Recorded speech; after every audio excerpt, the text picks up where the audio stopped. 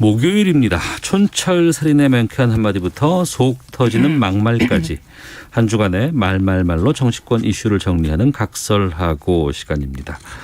자, 더불어민주당 최민희 전 의원 나오셨습니다. 안녕하십니까? 안녕하세요. 불굴의 희망 최민희입니다. 네, 그리고 국민의힘 이준석 전 최고위원도 함께하십니다. 안녕하십니까? 네, 안녕하세요. 예, 오랜만에 완전차로 두 분과 함께. 너무 핫해요. 아유. 그럼 얼굴이 확 피셨어요? 제가 이게 징크스가 있는 게 무슨 선거든지 끝나고 나면 쉬려고 이렇게 딱 자리하고 있으면은 예. 작년에는 그렇게 저희 당 선거 끝나고 부정선거 하는 분들 때문에 제가 핫했죠. 기억납니다. 예. 여기저기 나와서 발언 많이 하고 했는데 이번에도 좀 오세훈 시장 선거 끝난 다음에 한 2달만 쉬자 이러려고 했는데 요즘 진중권 교수랑 매일 기사 나오니까 참 민망합니다 제가. 그 중심에 있을 때는 글쎄요, 이 구설에 오른다는 얘기가 되질 수도 있지만 또 한편은 그래도 계속해서 뭔가 뉴스가 창출된다는 또 그런 양면이 좀 있잖아요. 네, 정치인은요. 자기 부고 빼고 그게 나쁜 것이건 좋은 것이건 언론의 함자 세자 그 나오는 게 좋은 거다. 홍보 효과다. 아무래도 이제 민주당도 저희 당도 지금 지도부 공백기다 보니까 조용한 정치 메시지가 안 나오는 상황 속에서 저랑 진중권 교수가 지금 판을 달구고 있는 상황이다. 그 정도로 이해하시면 될 것 같습니다. 진모 씨는 여기저기 뭐 이 사람 저 사람 뭐 막 그냥 막 나를 그쪽에서 벌처럼 파리처럼 뭔가 메시지를 내면 언론들이 다 받아주니까. 그럼 뭐 언론은 왜 그러는지 모르겠어요. 그러니까요. 저희는 잘 안 받습니다. 그분도 공부 좀 하세요. 저는 즐기고 있습니다. 이준석 전 최고한테 공부하라 그랬는데 그분 공부 좀 하세요. 요즘 너무 이 지식이 좀 얕은 게 드러납니다. 알겠습니다. 논외로 하고요. 본격적으로 좀 가보겠습니다. 앞서 방금 뉴스에서 손지은 기자랑도 좀 얘기를 했었는데 오늘 그 검찰총장 후보 추천위원회 회의가 지금 열리고 있습니다. 윤석열 전 총장 후임을 이제 추천하는 자리인데 이거 근데 궁금한 게 검찰총장이 공석이면 빨리 임명해야 되는 건 아닌가 싶은데 왜 이렇게 좀 길지 않나 싶어요. 그게 길다고 느껴지는 게 박범계 장관의 발언 때문이에요. 정광석화처럼 처리하겠다라는 말 때문에 그렇게 느껴지는 겁니다. 그래서 실제로 보면 그 최동욱 전 총장 나가고 나서 그 뒤에 이 추천위원회가 24일 만에 구성돼요. 그리고 김수남 총장 관련해서는 50일 만에 구성돼요. 그러니까 되게 한 달에서 2달 사이에 구성됐기 때문에 이번에 늦은 게 아니에요. 3월 7일에 사퇴했으니까 뭐 그렇게 늦은 게 아닌데 정광석화처럼 처리하겠다고 하니까 느낌이 금방 할 수 그냥 있을 3, 것처럼. 4일 만에 확 해버릴 것 같잖아요. 그래서 좀 착시 효과가 나온 겁니다. 그리고 원래 이제 윤석열 총장이 임기를 마쳤다고 한다면은 그 전부터 이런 추천 조직을 가동하고 임기 종료와 함께 이제 좀 순탄하게 교체가 되는 형식이었을 텐데 이번에는 윤석열 총장이 뭐 일신상의 이유로 사퇴하고 나서 이제 후임을 찾는 모양새다 보니까 사실 이 정도면은 뭐 충분한 시간이다 지금까지는 이렇게 되고요. 다만 이제 야당 입장에서는 뭐 충분한 시간을 가졌음에도 국민들이 감동할 만한 또는 국민들이 적임자라고 생각할 만한 사람들이 다수 올라왔는지는 좀 이제 이번에 최종 추천되는 명단을 보고 저희가 좀 의견을 내겠습니다. 정치권에서 뭐 여기에 대해서 많은 관심을 갖고 있을지 모르겠지만 일반 국민들은 검찰총장 누가 되는 거에 대해서 별로 상관없었거든요. 근데 지금은 워낙에 좀 뜨거운 상황이었고 그렇기 때문에 지금 많은 관심을 좀 모으고 있는데 이번에 추천위원장에는 박상기 전 법무부 장관이 지금 위원장을 맡고 있고 추천위에 넘겨진 후보가 뭐 14명이라고는 합니다. 몇몇은 어떻게 보고 계세요? 원래 15명이었죠. 그런데 한동훈 검사가 막판에 동의를 했다가 철회하는 바람에 14명이 된 거예요. 그런데 이게 좀 오해가 있더라고요. 어떤 그러니까 법무부가 이게 국민 추천, 자천, 타천 다 받은 거예요. 그래서 국민 추천 받은 사람 중에 법조 경력 15년 이상 된 사람. 그건 이제 기준일 거 아니에요? 기준이. 그 이상 된 사람 중에 최소한의 리서치, 그러니까 예를 들면 범죄조의 경력이라든지 이거는 기결 얘기하는 겁니다. 그런 경력 등을 최소한 스크립해서 그거에 해당하면 다 올린 거예요. 그러니까 지금 24명에 무슨 판단이 들어간 게 아닌데 이게 무슨 판단이 들어간 것처럼 걱정들을 하시더라고요. 누구는 넣고 누구는 빼고 이런 아닙니다. 절차 없었다. 일정한 기준 이상이면 다 올린 거고 예를 들면 법조 경력 14년 안 되죠. 그렇죠. 네, 그런 식으로 기준 미달이니까 그건. 예, 기준 미달을 빼고는 다 올린 겁니다. 그렇군요. 근데 이제 뭐 누구가 들어갔네, 이 사람은 좀 의외네, 뭐 낯설다, 뭐 여러 가지 평가들 나오고 있거든요. 어떻습니까? 저는 뭐 예를 들어서 가장 이슈를 이제 주목받았던 그 이문정 검사라든지 네네. 이런 분들 같은 경우에는 뭐 국민 추천이니까 어떤 의도를 가지고 하신 분들이 있겠죠. 네. 근데 저희가 봤을 때는 이제 과연 이게 검찰총장이라는 자리에 맞는 추천이었느냐. 왜냐하면 지금 오해받을 수 있는 것이 이문정 검사라고 하면은 우선 조직 체계 내에서 직급이 높지 않다 보니까 네. 그렇다면 과거에 뭐 예를 들어 속된 말로 화려한 수사라고 하는 거물급을 잡아놓은 이력이라든지 이런 것이 있는 것이냐. 뭐 이런 것도 아닌 상황 속에서 결국 최근에 주목받았던 것은 어쨌든 윤석열 총장과의 대립 관계라든지 네. 아니면 다소 이제 정부의 입장과 결을 같이 하는 의견을 낸 거라든지 이런 부분이기 때문에 그런 것 때문에 뽑았나? 라는 오해를 살 수밖에 없는 부분이에요. 그렇기 때문에 저는 그런 어떤 해석이 많았던 것이고 절차상으로는 아까 최 의원님 말씀하신 것처럼 부적격자를 가려내는 정도의 이제 절차를 거친 거기 때문에 진짜 이제 의사가 많이 개입되는 것은 오늘 올라가는 3-4명의 명단. 네. 요 지점이 아닐까 하면서 지켜보겠습니다. 두 분께서 좀 아직 오늘 밤늦게나 나오지 않을까 싶은 생각인데 누구 정도로 추려질 것 같으세요? 아니 우선 핫하게 관심을 받은 게 3명이에요. 네. 그러니까 다른 분들은 사실 배경처럼 돼서 좀 괜히 미안한. 네네. 우선 이성윤 지검장이 주목을 받고 있죠. 당연히. 예. 두 번째는 한동훈 검사가 처음에 올라왔었어요. 대단히 주목받았죠. 네. 세 번째가 지금 말씀하신 이문정 검사인데 이문정 검사가 30기고 한동훈 검사가 27기거든요. 네네. 그러니까 이 두 분이 될 가능성은 애초에 저는 좀 낮지 않나 싶습니다. 한동훈 검사도 그렇고 이문정 연구관도 그렇고. 그러나 국민들이 일정 숫자 이상이 추천을 한단 말이죠. 그거는 어쩔 수 없는 거죠. 그러니까 뉴스의 중심이 돼 있었으니까 또 그쪽 가짜의 이제 부분에서는 저 사람이 더 매력 있다라고 볼 수 있었겠죠. 그러니까 저는 이 추천을 왜 했냐 국민들께 이거는 좀 아니죠. 도리가 아닌 것 같고 이 두 분이 올라갈 가능성은 없었는데 한동훈 검사의 경우는 동의를 했다가 본인이 철회했기 때문에 이제 논란의 대상에서 사라진 거죠. 네. 이성윤 지검장이 지금 가장 핫한 경우인데 네. 역사상 이런 일에서 한 명이 이렇게 표적이 돼서 어쨌든 그게 긍정적인 의미든 부정적인 의미든 네. 표적이 돼서 이랬던 경우가 없어서 저도 아주 이례적이다 생각하면서 지켜보고 있습니다. 사실 저희가 이제 한 2년 전으로 시계를 돌려보면은 윤석열 그 당시 중앙지검장도 네네.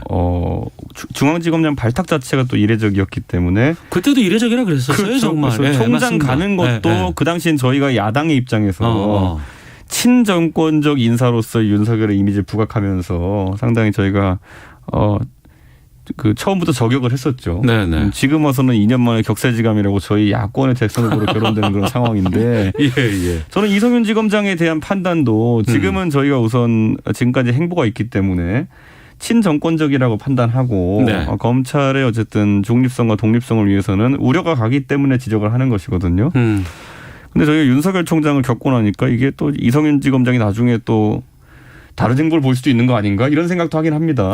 네, 근데 이제 그것과 친정부적 성향과 더불어 가지고 네. 본인이 이제 검찰 개혁의 적임자라고 보기에는 검찰의 그 안 좋은 폐습에 해당하는 부분에 대해서 지금 수사를 받는 부분이 있지 않습니까? 그래서 저는 이거는 좀 굳이 이런 논란이 있는 인물이 임명되어야 되느냐 그에 대한 지적을 하는 국민들이 좀 있는 걸로 보입니다. 그러면 아마 두 가지로 정리가 될 것 같은데 하나는 추천 명단에 이성윤 지검장이 들어가느냐 안 들어가느냐 하나가 있을 것 같고 두 번째로는 그러면 차기 검찰총장의 검찰 출신이 아닌 사람이 될 수도 있을까 이 부분인 것 같은데 어떻게 보세요? 출신이 아닌 사람이 될 수도 있죠. 그런데 그럴 가능성은 좀 낮지 않을까요? 그렇게 봅니다. 왜냐하면 지금 문재인 정부 들어서 오랫동안 검찰개혁이 주장되었으나 제도로서 검찰개혁이 일부 완성된 건 처음이거든요. 네. 그리고 검찰이 사실은 무소불위인데 그 무소불위의 일부를 환원하게 됐을 때 그 검찰 분위기가 좋겠습니까?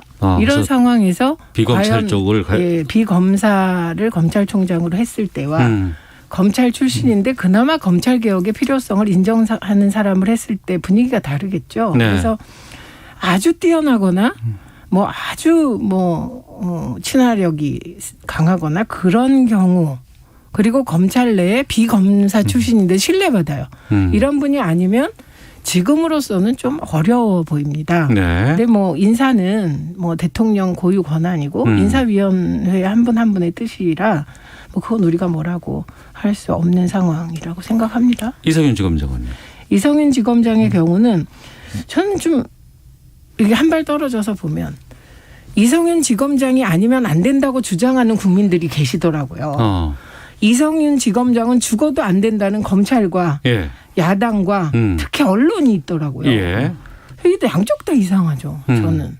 왜냐하면 이성윤 지검장이 검찰은 왜 저러나 이런 생각이 드는 게 검사예요 다. 네네. 검사들끼리. 검찰개혁이 우리 사회를 뒤흔들기 이전에는 다 사이좋게 잘 지냈는데 갑자기 검찰개혁의 과정에서 검찰이 사분오열되고 난투구까지 벌이고 네. 이런 상황 아닙니까? 그런데 어제까지는 이성윤 검사도 검사로 인정하고 잘 지내놓고 이분이 검찰총장이 된다니까 막 이런 이상한 일이 벌어져요. 되게 무섭다. 예. 그래서 검찰 조직에서 그 검찰 전체 메인스트림하고 입장이 다르면 저렇게 왕따를 당하는구나 이런 느낌도 일부 있습니다. 예. 그런데 또 거꾸로 그러면 지금 말씀하셨죠. 윤석열 전 총장의 경험이 있단 말이죠. 그때도 국민 지지가 거의 제가 기억하기로는 7, 80%였거든요. 그런데 완전히 지금 격세지감. 갑자기 이분이 대권 후보로 야권 후보로 거론된단 말입니다. 그러니까 검찰은 지금 정치적 중립성도 못 지키고 자기들끼리 싸우고 이렇게 된 건데 유독 이성윤 지검장을 또 타깃으로 하는 이것도 이해가 안 가고 네. 꼭 일부 국민들이 이성윤 지검장이어야만 윤석열 전 총장의 장모 문제나 처 문제나 이런 걸 제대로 수사할 수 있다라는 글들이 막 있어요. 그러면 나머지 올라오신 분들은 법과 원칙에 따라 그 검찰은 그 수사하는 게 아니었단 말인가. 알겠습니다. 저는 아주 근본적인 문제 제기를 하고 싶었습니다. 예, 알겠습니다. 이준석 최고. 근데 야당의 아이러니가 뭐냐면요. 예. 이성윤 지검장이 친정부적 성향을 보인 것은 좀 맞다는 생각을 저도 하는데 네. 다만 오히려 이성윤 지검장이 그래서 검찰총장이 되면은 국민들이 그걸 항상 감시하고 있을 겁니다. 조금만 이성윤 지검장이 그런 쪽으로 행보를 네네. 보여도 바로 언론과 국민의 비판 여론이 있을 거거든요. 다만 지금 언급되신 분들 14분 중에서 뭐 이문정 검사 같은 경우를 제외하고 대외적으로 잘 알려있지 않은 분들 같은 경우에는 오히려 숨어있는 신정부적인 성향을 보이는 인사일 수도 있습니다. 견제되지 않았으니까. 그렇죠. 왜냐하면 그런데 이런 분들 같은 경우 오히려 네. 이 중임을 맡아가지고 보이지 않게 그런 행동을 하면 그게 더 무서운 거거든요. 네. 저희도 지금 이제 내부적으로 고민이 많고 아까 비검찰 인사의 발탁 가능성에 대해 가지고는 사실 검찰은 지금 검찰총장은 검찰 출신이 하자는 게 당연하다 이런 인식이 있었고 검찰이야 그러겠죠. 네. 그래서 거기에서 약간 이번에 김진욱 공수처장이 이제 들어오면서 네. 약간 미니 검찰의 특수부대 검찰 같은 느낌이어야 되는데 거기에 장으로 이제 판사 출신을 앉혔다는 것 때문에 호사가들의 얘기가 좀 나오는 것으로 보이는데 네네. 검찰 조직은 적어도 제가 봤을 땐 법무부 장관과는 다르게 그래도 실무를 좀 많이 알고 있어야 된다. 네. 그래서 검찰에서 잔뼈가 굵은 사람들 위주로 선임되는 게 맞지 않나. 대형 조직이고 무엇보다도 검찰의 개혁이라고 하는 과제를 진짜 수행한다고 하면은 네. 검찰의 폐단이라는 것들을 잘 알고 있어요. 몸소 알고 있어야 되는 위치인데 그 현 정권의 논리에 따르면은 검찰 출신 인사 중에서 다소 친정부적인 인사. 하지만 이성윤 지검장만큼 여론이 파악하진 않고 있는 인사가 가장 유력하지 않나. 네. 라는 당연한 얘기 제가 해보겠습니다. 네. 알겠습니다.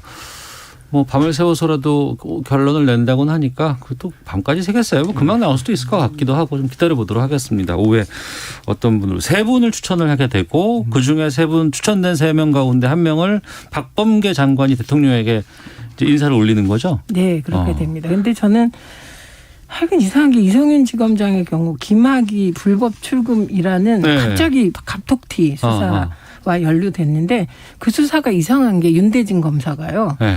아니 그거 할 때 총장 차장 다 보고하고 한 건데 왜 그걸 수사를 하냐 이렇게 얘기했다고 제가 글을 봤습니다. 기사와 뭐 이렇게 떠다니는 글을 봤는데 그 이상한 거죠. 하필이면 그 지금 뇌물로 형 살고 있고 검찰이 옹호해서 사실은 기소 만료돼서 성문제 관련해선 죄를 안 받은. 그래서 판사가 이례적으로 그 성문제 있었다라고 얘기까지 한 분의 출금에 대해서 검찰이 이렇게 절차를 가지고 수사하는 게 저는 좀 이상하게 보입니다. 알겠습니다.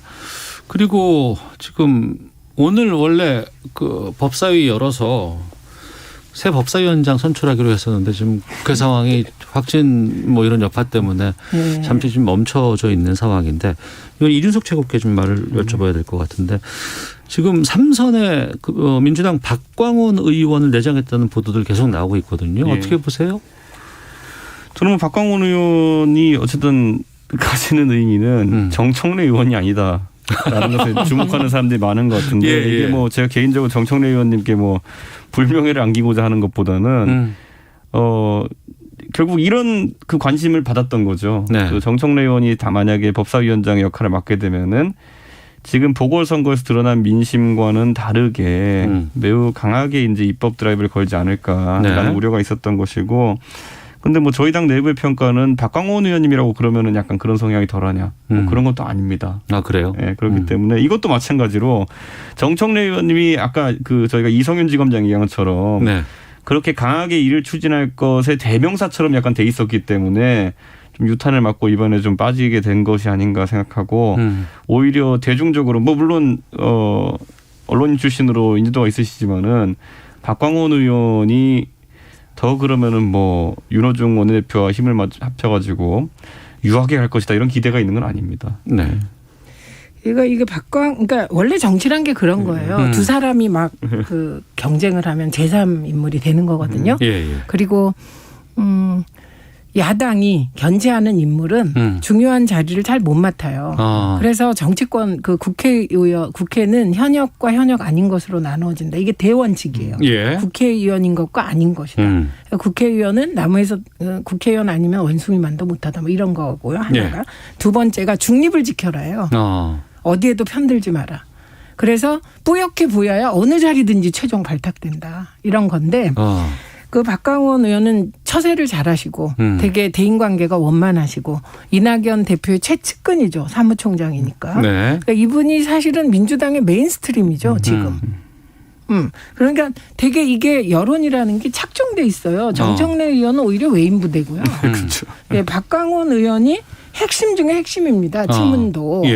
그런데 박광원 의원을 하는 거는 언론이 괜찮다고 생각하는지 조용하고 정청래 의원이 되면 난리 날 것처럼 하는 이게 형식과 내용이 불일치죠. 뭐. 근데 두 분 다 아무나 돼도 상관없습니다. 이건 민주당의 방침이지. 이게 뭐 박광원 의원이 뭐 법사위원장 되면 갑자기 이분이 국민의힘하고 똑같은 입장 내보면 다음에 당선되겠습니까? 공천도 못 받겠죠. 그래서 저는 이상합니다. 지금 이 여론이. 알겠습니다. 박설하고 최민희 더불어민주당 전 의원, 이준석 국민의힘 전 최고위원과 함께하고 있습니다. 청취자 의견 잠깐 소개해드리고 준비된 인서트 듣겠습니다. 이국진님께서는 두 분의 품격 있는 토론과 차분하게 맥을 잘 짚어 진행하시는 진행, 고맙습니다.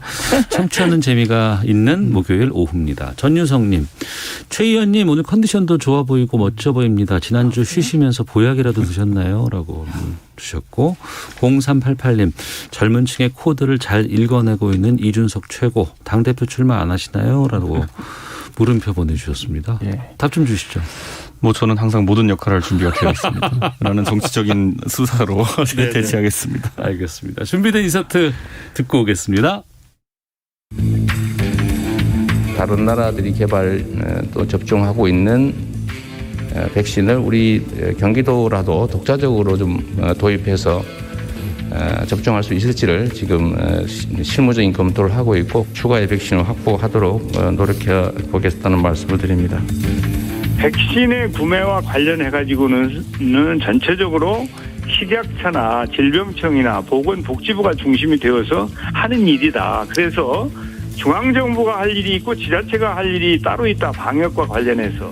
이제 백신을 구해오는 건 중앙정부의 몫이고 그걸 접종을 하는 것은 지자체가 중심이 돼서 하고 있거든요. 혼란만 초래할 수도 있는 거죠. 네, 백신 수급이 불안하다 이런 기사들 쏟아져 나왔고 그렇기 때문에 그런 상황에서 이재명 경기도지사가 러시아 백신 도입을 검토하자 이런 제안을 했고요. 그에 대해서 정세균 전 총리는 아니다 이건 정부에서 해야 되는 일이지 지사가 나서는 건 안 된다. 이러면서 마치 여당 내 이제 대권 주자들 간의 약간의 기싸움 뭐 이렇게 좀 보도가 되기도 합니다. 어떻게 들으셨는지요? 아니 기싸움하는 건 좋은 거죠. 네, 좋은 거고 중요한 백신 문제에 대해서 입장을 가지고 저렇게 경쟁하는 건 아주 좋은 거라고 보고 예. 두 분 다 맞죠. 왜냐하면 이재명 지사가 러시아 백신 얘기했을 때는 네. 사실 화이자 그게 이제 1억만 명분 되잖아요. LSD 수사기로 하면 그 도입이 결정되기 전이라 백신 수급에 대해서 야당과 언론이 걱정을 많이 하던 때예요. 네네. 그러니까 조금 열어놓고 하자. 미국이 자국 이기주의로 백신으로 저렇게 기득권을 부리면 좀 열어놓고 검토하자. 이건 맞는 말 같고요. 네. 그리고 이건 정보의 차이이기도 해요. 왜냐하면 정세균 전 총리는 이 방역을 직접 지휘하신 분이라 1년간 책임졌던 그렇죠. 분이기 때문에. 그래서 백신 도입의 실상을 가장 잘 아시기 때문에 러시아 백신 도입까지 검토할 필요가 없다는 확신을 갖고 계세요. 말하는 거 들어보면. 그래서 그러니까 정 총리가 하신 말은 원론이잖아요. 중앙정부가 백신은 주도해서 공급받고 그리고 지자체는 백신을 맞는 거. 네. 그걸 하는 거다. 이게 원론적인 거라 두 분이 다 맞으신데 결국은 대통령께서 뭐 해결하셨다고 봐야죠. 모더나 관련해서는 네네.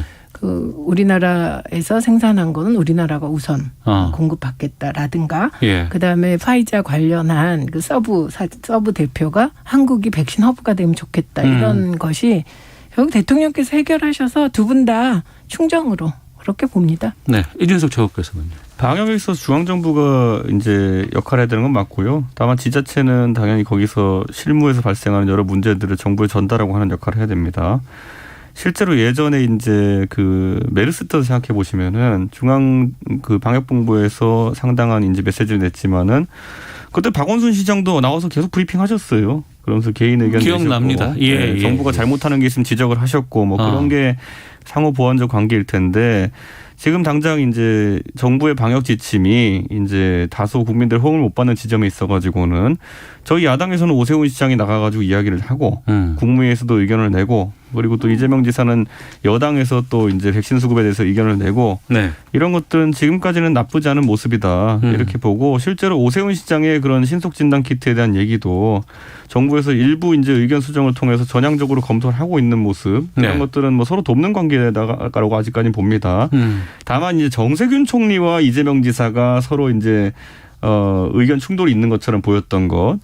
또 정세균 총리가 이재명 지사가 그 중대본에 회의를 자꾸 안 나와가지고 내용을 잘 모르시는 것 같다 이렇게 하는 내용은 이거는 대선 주자 간의 갈등 요소로 지금 볼 수 있는 여지가 있는 것이고 이거는 말 그대로 디스한 거죠. 네. 그래서 여기에 대해서 이제 주목하게 된 것이지 현직 도지사나 아니면 시장이 어떤 방역에 대해서 의견을 내고 거기에 대해서 정반 합의 과정을 거쳐가지고 뭐 어떤 합의점을 찾아가는 것은 나쁘지 않은 모습입니다. 그리고요. 정세균 전 총리 입장에서 후발주자인 거예요. 그렇죠. 사실 민주당 내에서는 이낙연 대표가 거의 40%까지 갔다가 지금 뭐 10%대로 추락했단 말이죠. 그리고 그 사이에 이재명 지사 지지율이 대폭 올랐어요. 네. 그리고 정 총리는 총리 역할을 수행하느라고 후발주자니까 당연히 앞서가는 주자에 대해서 문제 제기를 하고 거기에서 존재감을 드러내는 거니까 이거는 그냥 게임의 법칙대로 가고 있는 겁니다.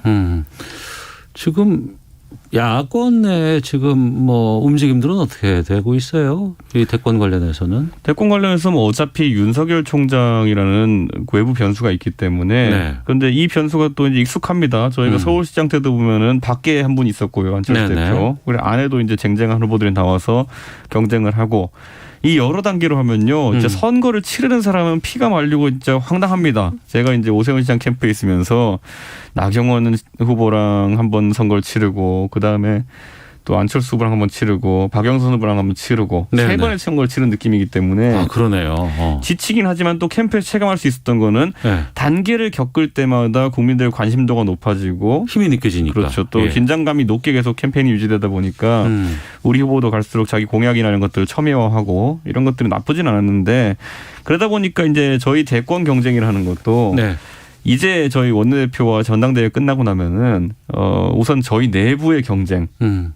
저는 물론 그 전까지 안철수 대표와의 협당이라든지 아니면 윤석열 총장과의 연대 논의가 구체화됐으면 좋겠습니다만은 그렇게 하지 않더라도 네. 저희가 기차는 출발시켜야 되거든요. 네, 아마 그 과정에서 국민들에게 좋은 경쟁을 보여드릴 수 있지 않을까 기대를 합니다. 알겠습니다. 지금 여야 모두 공이 지금 당 지도부 지금 선출 과정인데 5월 2일 날 이번 주 일요일입니다. 선거 끝나거든요. 어떻게 전망하세요? 민주당은? 이렇게 대세가 없는 선거는 처음 본 것 같아요. 당대표 선거라면 되게 네. 지난번에 이해찬 대표, 김진표 대표, 송영길 대표 후보. 이낙연. 아니요. 지지난번에. 아, 지지난번에. 이낙연 네. 대표는 뭐 그냥 사실상 네, 내용상으로는 그렇죠. 추대 비슷했기 때문에 네. 그때는 이게 이해찬 대표가 거의 처음부터 나오시는 네, 순간 승기를 잡았고 예. 그리고 2위를 김진표 후보가 할 줄 알았는데 송영길 후보가 한 게 기억납니다. 이변이었던 거예요. 예, 맞습니다. 예. 그 정도로 이렇게 갈라져 있었는데 이번에는 정말로 여론조사도 그렇고 이게 박빙이에요. 진짜 대세가 없는 선거. 그 박빙이라는 것도 있고 어떤 거는 또 막 차이 나는데 네. 캠프에서 한 건 캠프에서 다 다르고 이건 처음인 것 같습니다. 예. 그리고 대의원 마음이 다르고 권리당원 표심이 다르고 또 15% 반영되는 민심은 또 다르고. 5월 2일 까봐야 되겠네요. 예, 그러니까 아무래도 민심은 그 인지도가 높은 후보에게 쏠려요. 그래서 처음에는 송영길 후보가 세 번째거든요. 예, 맞습니다. 그래서 인지도가 높아서 처음에는 송영길 후보가 대세인가 이랬는데 그게 점점 허물어지고 지금은 정말로 대세가 없는 선거 이렇게 되고 있습니다. 네. 지금 국민의힘 같은 경우에 원내대표도 뽑아야 되고 당대표도 이제 뽑아야 되고 하고 있습니다. 어떻게 전망하세요? 원내대표 선거 같은 경우에는 지금 뭐 저희 4명의 후보가 나와 있는데 뭐 2강 2중 이렇게 분석하더라고요. 그런데 또 그 원내대표 선거라는 게 반장 선거 비슷한 거기 때문에 그렇죠. 그 선거 인단이 100명밖에 안 되기 때문에 일반적인 대세 분위기와 또 반장 선거 뽑을 때 그 개별적인 친소 관계에 따른 결과가 다르게 나오기도 합니다. 그러니까 제가 이 예측은 참 잘 안 하는 게 네. 제가 지난번에 나경원 원내대표와 그 김학용 의원이 붙었을 때 그때 박빙이라 그랬는데 나경원 원내대표가 상당히 많이 앞서고 저는 심지어 김학용 의원이 압승할 거라 얘기했어요. 이게 왜 그러냐면은 맞아. 그때 예측이 틀리셨어요. 틀렸어요. 틀린 정도가 아니라 완전히 거꾸로 나왔는데 그 친밀도가 높다 그래서 김학용 의원한테 점수를 줬거든요. 그렇죠. 그러니까 그것이 그리고 또 정치 상황에 따라서 다르게 나오는 부분도 있거든요. 네. 이번에 윤호중 대표가 선임되면서 그럼 윤호중 대표와 맞설 수 있는 적임자는 누구냐 이것도 이제 고려 사항에 들어가는 것이고 저는 그러다 보면 여러 변수가 있을 수 있다 이렇게 보고 다만 이제 많은 사람들이 주목하는 것은 이번에 서병수 의원의 어쨌든 그 탄핵에 대한 언급. 네네. 그리고 또 김용판 의원께서 이제 또 윤석열 총장의 과거 수사 결과에 대해서 이의를 또 제기하셨거든요. 그러니까 이런 것들이 원내대표 선거 결과와 결합해가지고 어떤 야권 내의 다툼의 전초가 되지 않을까 이런 우려가 또 늘어났습니다. 그러니까 제가 말씀드린 것처럼 그냥 사람 뽑는 그 반장 선거가 아닙니다. 상황에 맞춰가지고 변화하는 상황에 따라서 표심이 극단적으로 변할 수 있는 것이고 그래서 1차적으로 지금 등장한 요소는 그 윤석열 총장에 대한 김용판 의원의 지적, 그리고 탄핵에 대한 서병수 의원의 언급 이런 것들도 선거 막판에 강한 변수로 등장할 것 같습니다. 근데 제가 이제 선거를 해봤잖아요. 원내대표 선거를 4번 해본 거잖아요. 민주당이 당시에 120석 정도였는데 그 의원표는 후보가 4명 나오면 480표다 이런 거예요. 다 찍어줄게요. 그러니까 가장 힘든 게 원내대표 선거의 표 계산이라고 얘기를 하거든요. 근데 저는 결정적인 변수가 딴 게 아니라 영남 꽃머당. 이게 요즘은 꼰대라는 말 잘 안 쓰고 꽃머로 쓰는데 영남 꽃머당에 대한 초선 의원들의 반응. 초선의 표심이 걱정. 그게 어느 정도일까. 네, 그게 결정하지 않을까요? 이번에 딱 같은 말이에요. 지금 말씀하신 뭐 서병수 의원의 탄핵 부정 발언이라든가 또 최근에 김무성 의원이 왜 그런 고백을 했는지 실제로 계엄령을 그 지시했다 이렇게 얘기했어요. 주어가 없긴 하지만. 그러니까 추미애 전 장관이 봐라. 수사 다시 해라 이렇게 나오고 있고 또 김기현 의원도 고백을 하나 하셨어요. 2012년 NLL 관련하여 우리가 공작한 거다라는 요지로. 이런 게 김기현 의원의 그 발언이 초선들에게 어떤 영향을 줄까. 네. 사실은요. 어떤 때는 한 표 차이로 갈리거든요. 그래서 지금은 영남 꽃모당에 대한 우려를 초선 의원들이 얼마나 하고 있나가 결정적이지 않을까요? 정리하면 지금 민주당의 당대표 선거도 그렇고 국민의힘의 원내대표 선거도 그렇고 오리무중이다. 네. 까봐야 알겠다. 알겠습니다. 각설하고 최민희, 이준석 두 분과 함께했습니다. 두 분 말씀 고맙습니다. 네, 고맙습니다. 감사합니다.